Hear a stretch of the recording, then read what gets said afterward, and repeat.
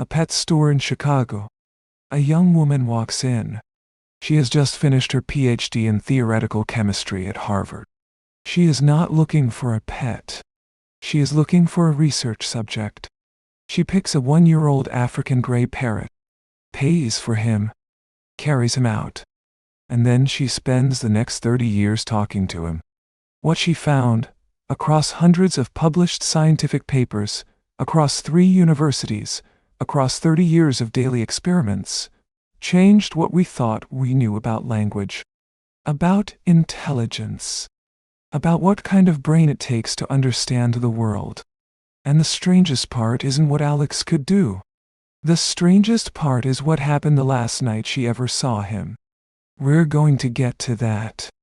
But first, I need to take you back to the beginning.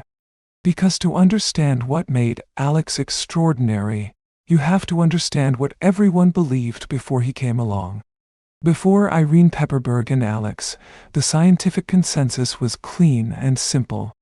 Parrots talk. Everyone knows that. They repeat words. They mimic sounds. They are, in the most literal sense, bird-brained. The research supported this. Studies on pigeons showed cognitive abilities well below those of primates.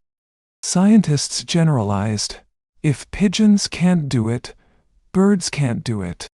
End of story. The phrase bird-brained existed for a reason. And it was not a compliment. More specifically, the consensus held that language and complex reasoning required a large primate brain, the neocortex. Without a neocortex, genuine comprehension was impossible. Birds could produce sounds. They could not understand them. That was the world Pepperberg walked into in 1977, and she had an idea that most of her colleagues thought was a waste of time. Here's what made Pepperberg's approach different from everything that came before. Previous researchers had tried to teach birds by standard conditioning methods. Show the bird an object. Reward it for making the right sound. Repeat. The problem. This only tells you that the bird learned to associate a sound with a stimulus. It doesn't tell you whether the bird understands anything. Pepperberg used what she called the model rival technique. 2 humans would interact in front of Alex. One trainer would hold up an object and ask the other trainer a question. The second trainer would answer correctly and get praised, or answer incorrectly and get corrected and have the object taken away.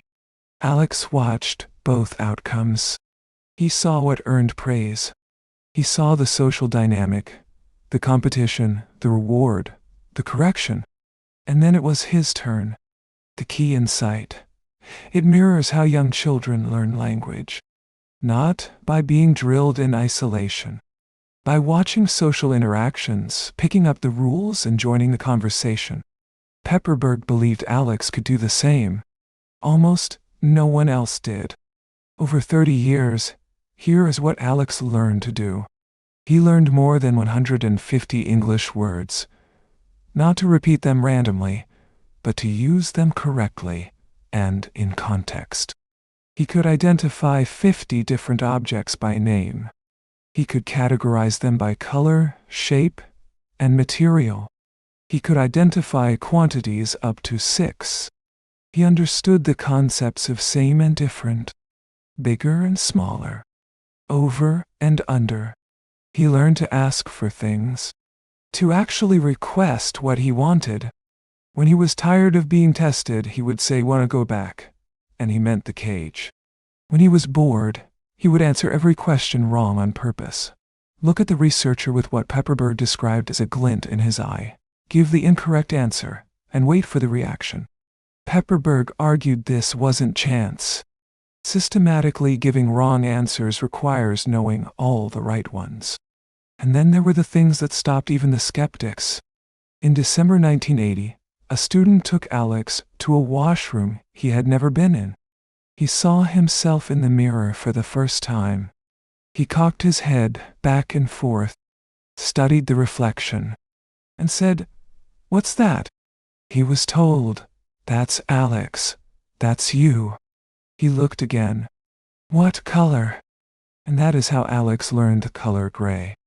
By asking. He was the first and only non-human animal ever documented to ask a question about himself. But this is the moment I keep coming back to. Pepperberg holds up an apple, a fruit Alex has never been tested on before. He looks at it. He looks at her. He thinks. And says, "Bannery." Not apple. He had never been taught that word. Bannery. A word that existed nowhere in the English language. Nowhere in his training. A word he made up.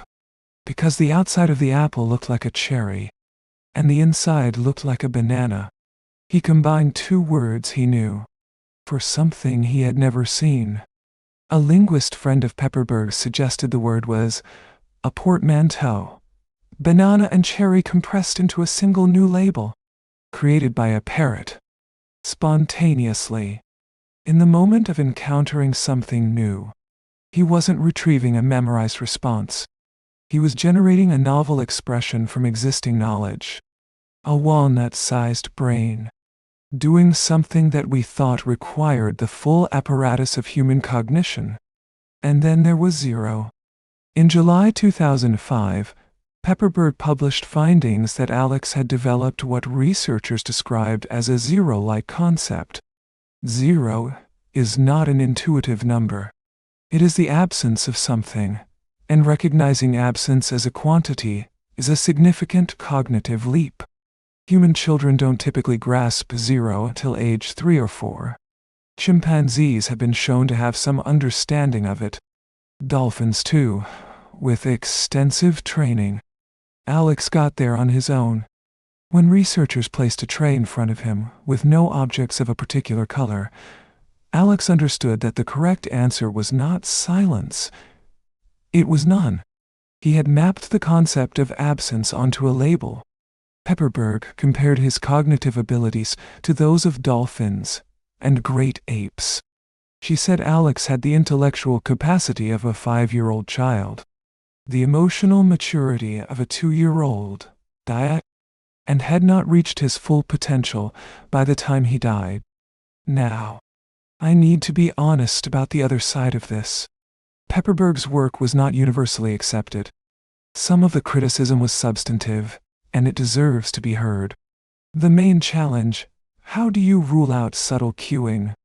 This is the clever Hans problem, the famous horse whose owner believed he could do arithmetic. He couldn't.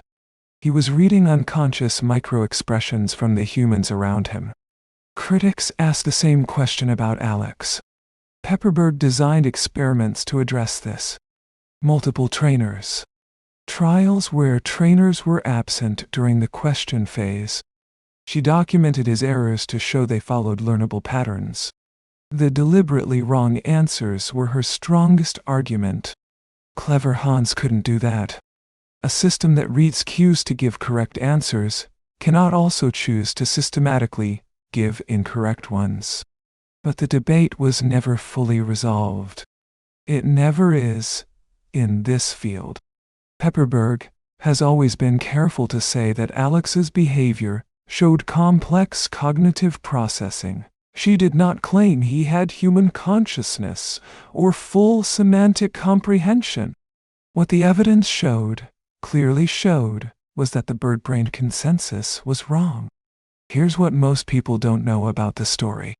Pepperberg has written extensively about her relationship with Alex, and she has always been careful to maintain what she calls scientific distance.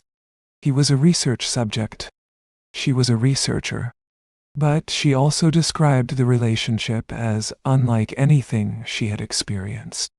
She found herself, more than once, treating him less like a subject and more like a colleague, an unexpected collaborator, someone who corrected other birds in the lab, who chastised students when they gave him wrong information, who seemed to know what was being studied and why. When Alex fell ill with aspergillosis, a potentially fatal fungal infection, Pepperberg had to leave him overnight at a veterinary clinic.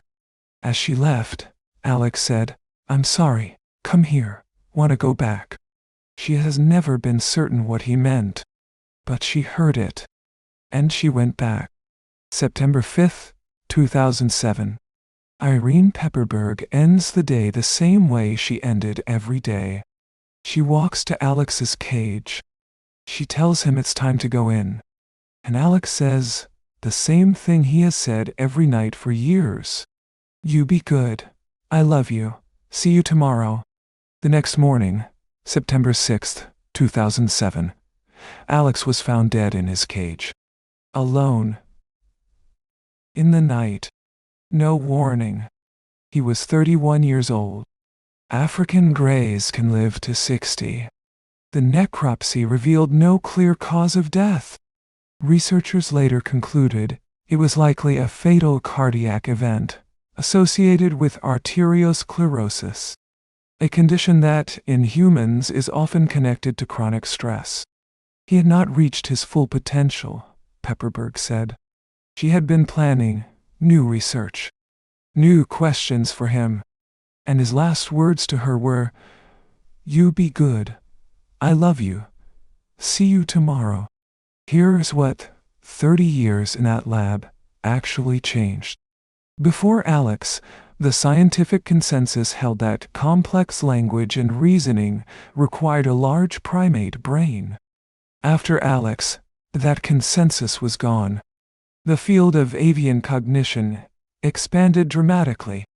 Crows, ravens, cockatoos, dismissed as instinct-driven, were suddenly worth studying with rigorous methods. And they kept surprising us. The model rival training technique Pepperberg developed for Alex was later applied to autistic children, and the results in early trials exceeded expectations. A method designed to teach a parrot to communicate became a tool for helping humans communicate. Frans de Waal, one of the most respected primatologists of the last century, wrote of Alex and Pepperberg. Together, they showed that those brains have many capabilities long thought to be unique to primates, including the ability to speak and understand a human tongue. Not similar to primates, comparable to primates. A bird. A walnut-sized brain. 30 years. Let me go back to that pet store. 1977. Chicago. A woman who just finished a PhD in theoretical chemistry. Not looking for a pet. Looking for something to study. She picks a random 1-year-old parrot. The selection is almost arbitrary.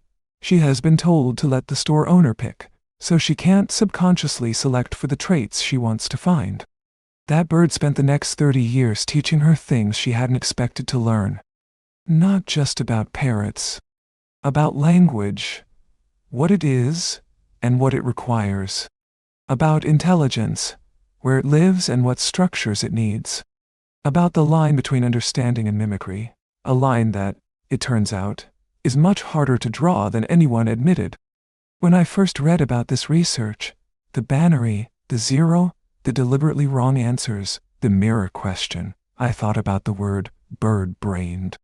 How completely and permanently wrong it turned out to be. And then I thought about the last words. You be good. I love you. See you tomorrow. He said them every night. To the person who had spent 30 years trying to understand him. She never got to say them back. But she heard them. Every night. For 30 years.